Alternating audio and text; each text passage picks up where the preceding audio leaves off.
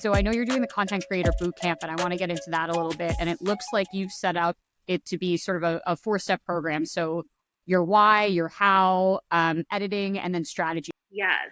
So we have the Content Creator Bootcamp, which I'm so excited to share with other people. I felt like I was gaining so much information over, I guess, like 4 or 5 years that I've been a content creator. There's so much that I've learned, and I really wanted to share that with other people. It's broken up into 4 weeks, each one consecutive.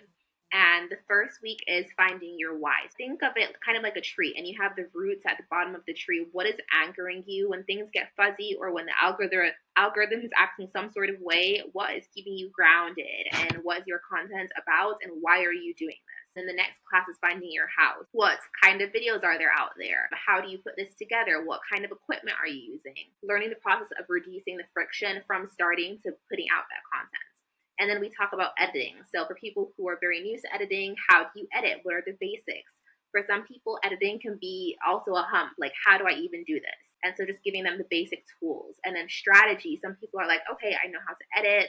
I know my why, but there's so much content I could put out there. How do I strategically come up with a plan to put this content out there? Because so much we're in our own head, or we're like, there are all these things that we could do, but how do I ground it all and schedule it all and decide I want to use this way to put out what I have into the world? It's amazing because it sounds like what you're providing is exactly, in some ways, what we talked about earlier, which is like, what is the actual foundational structure that you need to put in place for someone to have like freedom and feel brave enough to tackle some of this stuff. Okay, so I want to kind of use me as a case study here and walk through a little bit of each one of these sections so someone can get a taste of like how you coach and understand how you work. Okay, so Margaret, when you think about creating content, or even just what we usually do is we start general and then we go in. So when you think about yourself, what makes up you, your quirks, what you can talk about hours on end, what dominates your thoughts, like what you can't go a day without thinking about, what you've told your friends about that they have gone to do. So maybe like you talk a lot about eating matcha, and your friends now eat matcha because of you. Like, what are those things? And I have them sit down. So you'd sit down, and writing down is key. You like brain dump everything. So we start really general with these general questions, and then we get more narrow and more narrow and more narrow. And then from there, when you write everything down, you start to pick out the themes, because you can have where your niche is you, or you can kind of have where like you want to be in a niche. Some people find niches better for growing, and then some other people also feel like niches for them, it means they can keep other aspects of their life private. So really up to you. If you want to be your niche, you want to be your personal brand, then that's amazing. We kind of pick content pillars because we still want to feel organized within ourselves.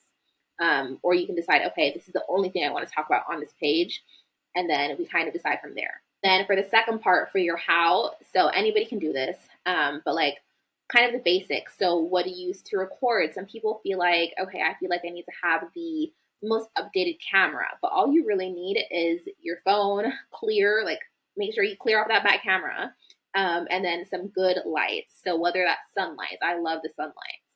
And then we also go into the different types of videos. So you could have, you think of something like maybe skating, because I know you're really into skating. And so when you think of one particular thing, just thinking of the millions of videos that you can get from it. So you skating, you think of, okay, skating is the topic. And then when we go into skating, we can do maybe we can do like a day in the life of somebody who skates, or we could also do like an informational video. This is where to go skating in LA. Well, I move back to the why, because I think this is an interesting thing. And I think this actually hits at a root that I hear a lot of creators talk about, which is the difference between niching versus the niche is you. So what I'm going to do is, I think everyone understands niching. It's pretty obvious, right? You're taking a particular topic and you're kind of more or less beating it to death, right? What I think is harder for everyone to wrap their head around, what does it mean to be you as a niche? When you think about someone and then you want to build out content pillars, how do you think about building out pillars of yourself? That can be really challenging because there's so many different parts of you that you want to share.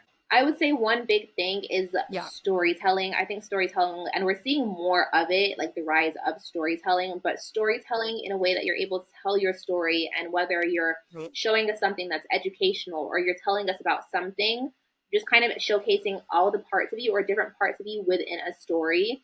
Because really at the end, people connect with the person behind the thing. So hearing your story and seeing how the parts of you intertwine and which parts relate and which parts we can kind of put together, I think that helps a lot. It's working theory that I just think the algorithm is going to change. I think we're going to start seeing it geared toward the you. So the more you get specific, the more the algorithm's going to sort of hunt down your people quickly.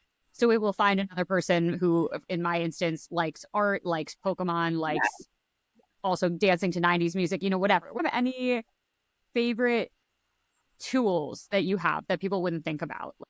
I don't think I have anything out of the ordinary. I like to keep it very simple. I like to reduce the friction. So anything that's going to be like, I have to set up a stage and put this together and put this together, I'm like, no.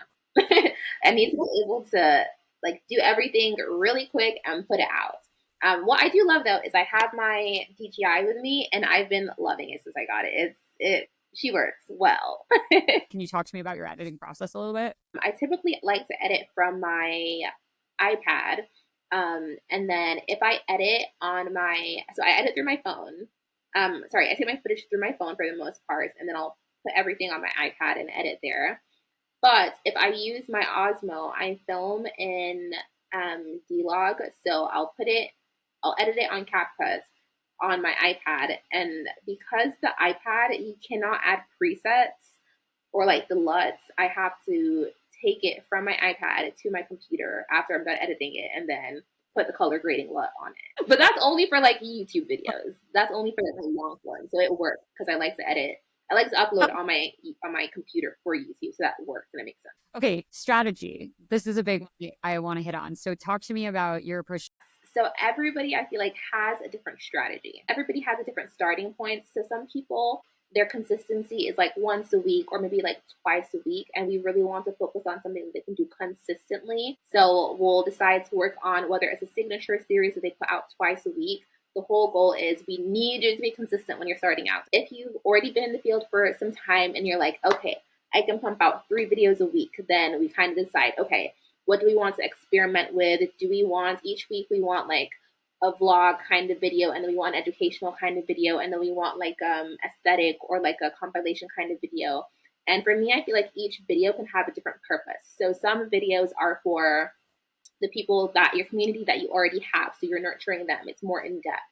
Some like the compilation ones, I feel like those are great for bringing new people in, especially since those are shorter videos and they might be pushed out in the algorithm a little bit more. So everything kind of has its purpose, and fitting it in to fit into that person's schedule and what they feel like they're capable of is really important.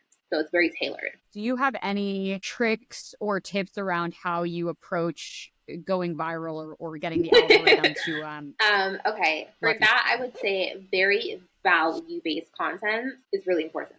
So especially when on the other side, like people can look at this immediately and be like, oh, I can save this. So savable, shareable content is, I feel like, the key for going viral. It can even be like, because you think of things that people send, so think of what people are sending in the group chats. It's usually like really funny things or things that are relatable. Or your friend's like, oh, I saw this thing that somebody posted about a place to go in DC. Let's go next weekend. So they're sending it to you. So savable, shareable content. And a lot of that happens when it's value-based or very entertainment-based. Love that. Okay, Onose, I adore you. Thank you for being here. Like I'm so thankful and I'm so glad that we met, and you're such a joy and a beam, and we're supposed to be in each other's lives, and I'm just really thankful. And I look forward to more collaborations. Yay!